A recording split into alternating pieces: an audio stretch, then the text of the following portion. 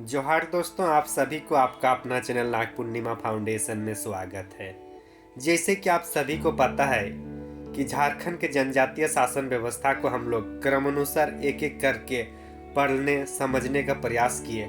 इसी दौरान हम लोग ये भी देखे कि जो शासन व्यवस्था, जो जनजातीय शासन व्यवस्था है, वो कितना समृद्ध रह चुका होगा उस टाइम, कितना एकदम स्वतंत्र विचार का रहा होगा।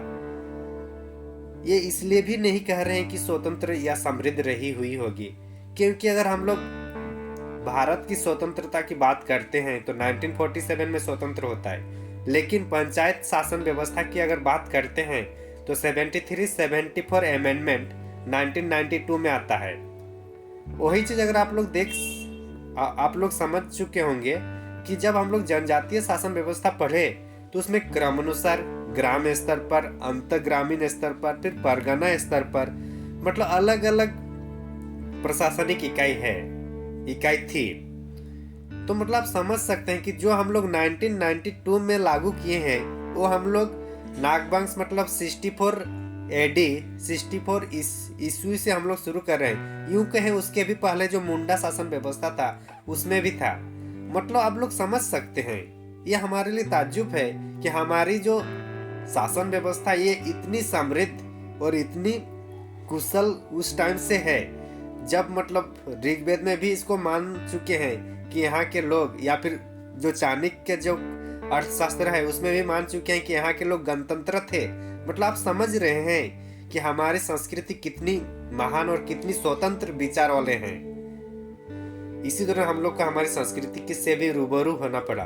तो इसी क्रम में पढ़ने पढ़ाने समझाने में इसी दौरान मुझे भी बहुत कुछ जानने को पता चला, समझने को मिला।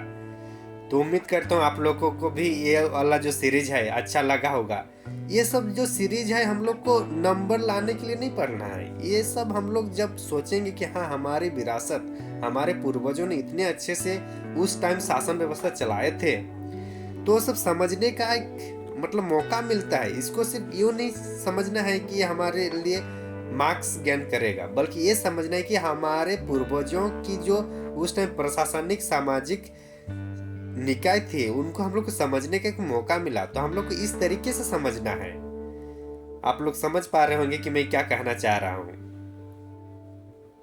सीरीज के दौरान हम लोग पहला जो लेक्चर देखे थे मुंडा शासन व्यवस्था, दूसरा जो हम लोग देखे उसमें नागवंशी शासन व्यवस्था को देखे, तीसरा हम लोग जो देखे उसमें हो शासन व्यवस्था के बारे में देखे, चौथा लेक्चर हम लोग का आता है पढ़ा शासन व्यवस्था।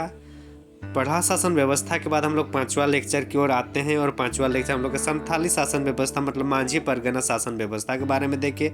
छठा हम लोग खड़िया शासन व्यवस्था के बारे में देखे। सातवां जो लेक्चर है हम लोग को जातीय पंचायत शासन व्यवस्था, जिसमें मूलवासी लोगों के लिए है।